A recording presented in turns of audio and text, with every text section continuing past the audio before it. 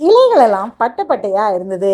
இலைகள் ஒண்ணு மேல ஒண்ணு அடுக்கி வச்ச மாதிரி வட்ட வடிவத்துல அடிப்பகுதியில ஒண்ணா சேர்ந்து இறுகுன மாதிரி இருந்தது. டார்ச் லைட் செடி பில்பர்கியா பிரமிடலிஸ். இது ஒரு எபிபைட்டிக் தாவரம்.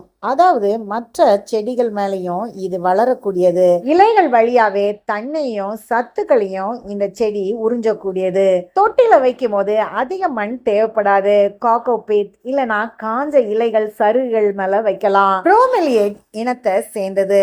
புரோமெலியாசி குடும்பத்தை சேர்ந்தது. அதாவது அன்னாச்சி பழ குடும்பம். தென் அமெரிக்கா, கரிபியன் மற்றும் பிரேசில தாயகமா கொண்டது.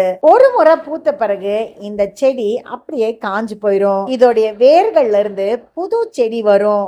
அப்படியே அடர்ந்து வளரக்கூடியது. இத பராமரிக்கிறது ரொம்பவே எளிது. அதிகம் தண்ணி தேவையில்லை. மிதமான வெயில் இருந்தா போதும். இந்த செடிகள் நல்லாவே வளரும். பூக்கள் நல்ல பெருசா அழகா இருக்குது பாக்குறதுக்கு.